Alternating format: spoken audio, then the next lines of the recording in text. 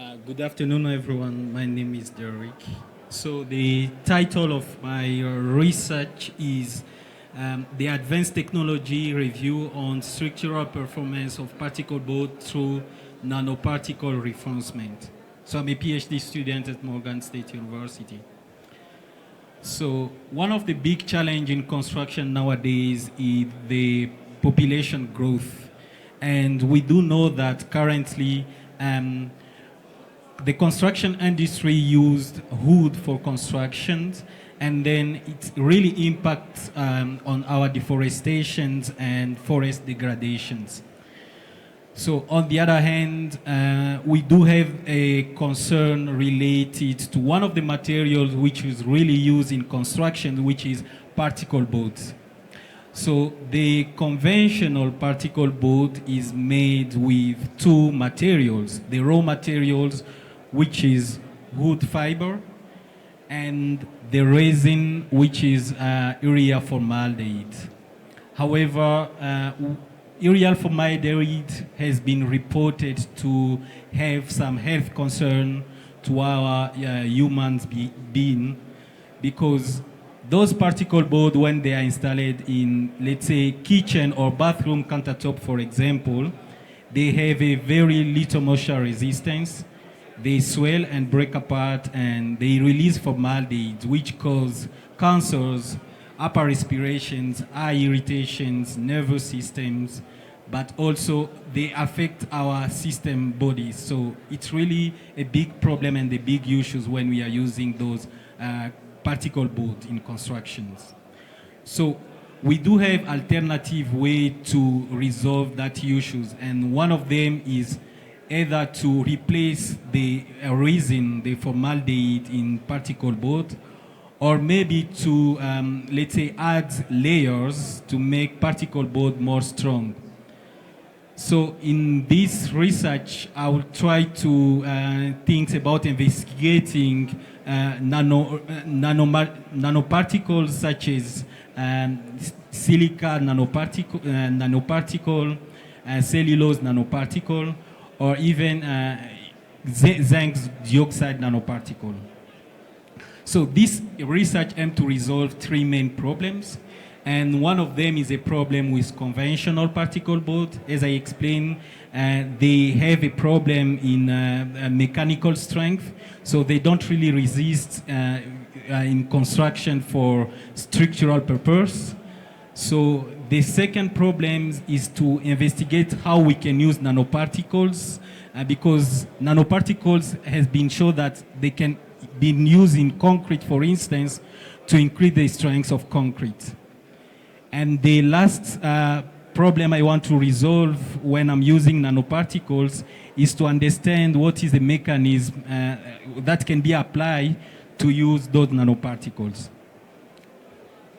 So I've tried to categorize those nanoparticles into 6 different parts. The first one is metal oxide-based nanoparticles, such as zinc oxides, aluminum oxides, iron oxide, or even silver. So those nanoparticles, they can be used in particle board to increase the strength.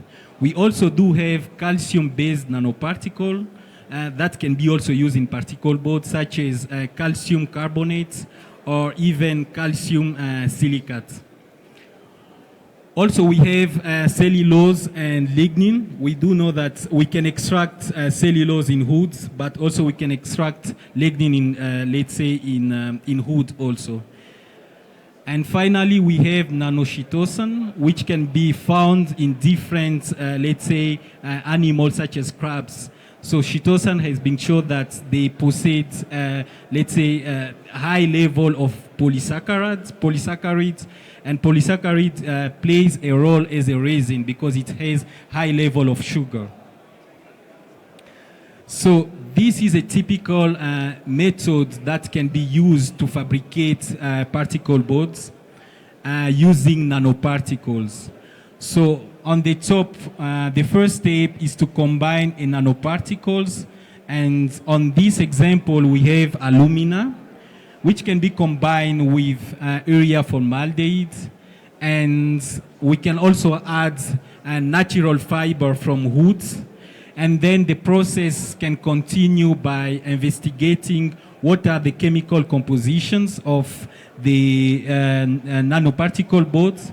So we can do, for instance, the X-ray fluorescence tests or the scanning electromicroscopic test, which can allow us to see the surface area, the void content of particle board.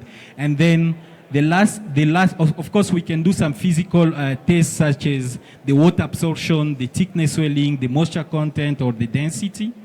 And then the mechanical tests such as the bending strength or the bending stiffness also can allow us to have different properties of particle board.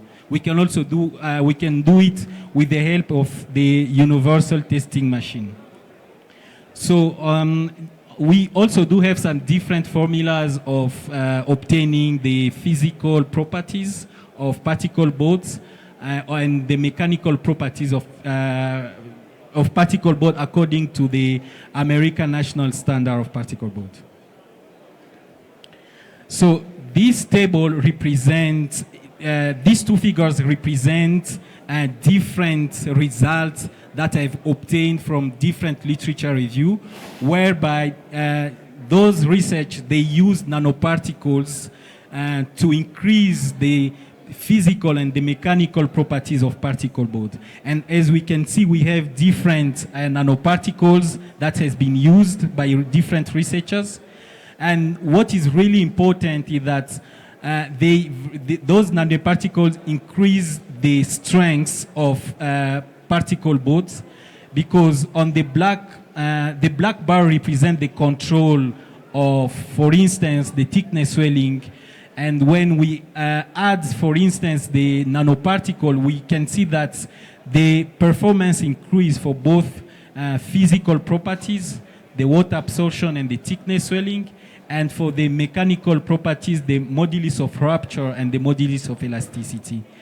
And then on the bottom of this slide, we can have different typical standard, such as the European standard, the American standard, which specify the minimum thickness swelling that can be acceptable for a particle board to be called particle board. And then here we can see that for particle board of P4 and P6, those particle boards are used for structural purposes in building constructions. And we can see that when we add, for instance, alumina nanoparticles in particle boards, we have really good performance of particle board.